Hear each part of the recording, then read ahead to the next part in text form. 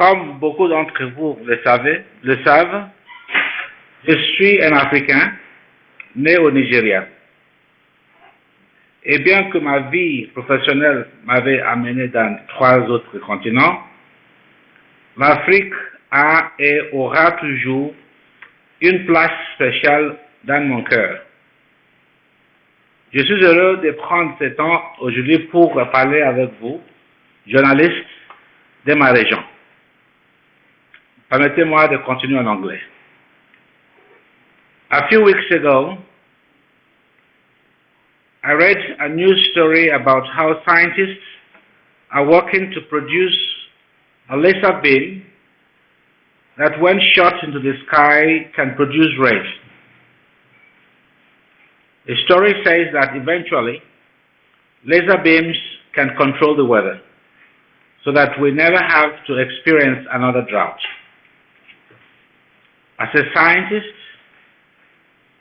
this kind of innovation is of great interest to me, and I'll be following this story to watch for when the scientists manage to control the weather and generate those first raindrops.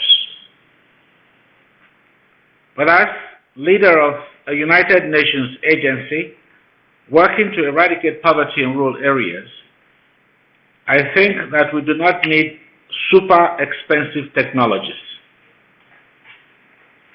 If we are to feed our world, to ensure that our children and their children do not go hungry in the future, we must focus on investing in simple, cost-effective technologies. But we must do this now. As the crisis in the Horn of Africa has shown us, time is not on our side. If we are to prevent another famine in our Africa, we, and by this I mean everyone from government leaders to journalists, in their stories must make agriculture a priority. For those of you not familiar with the International Fund for Agricultural Development, IFAD, let me quickly introduce my institution. IFAD is one of the 3 Rome-based United Nations agencies on food and agriculture. It is unique in being both a UN specialized agency and an international financial institution. It is also distinct because its focus is and has always been the poor people who live in the rural areas of developing countries. For more than 30 years, IFAD has been exclusively focused on rural and agricultural development. Africa has always been a central part of our work. Sub-Saharan Africa accounts for the single biggest tranche of IFAD's ongoing programs and projects, and more than 50% of our due financing is being directed to the region.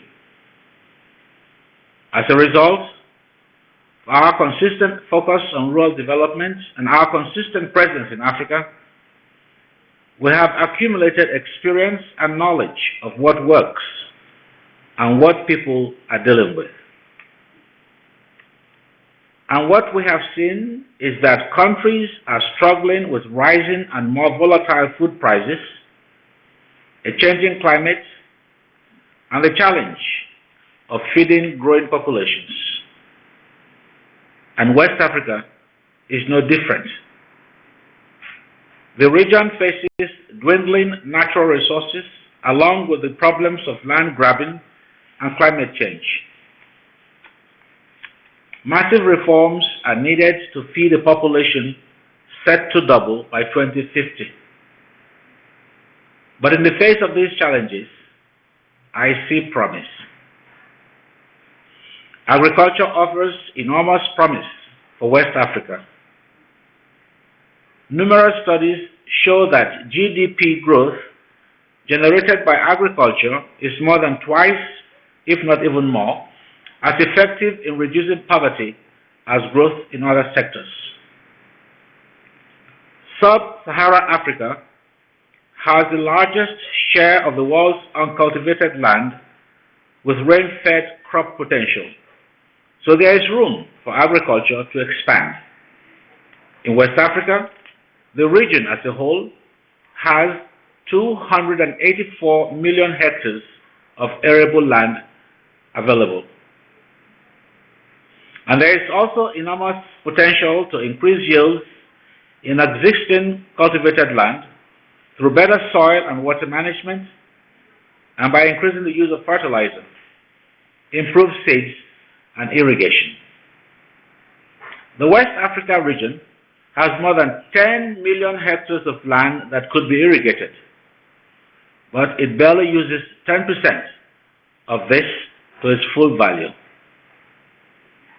Young women and men in the rural areas in West Africa can drive growth and progress of their communities while helping to feed the world if we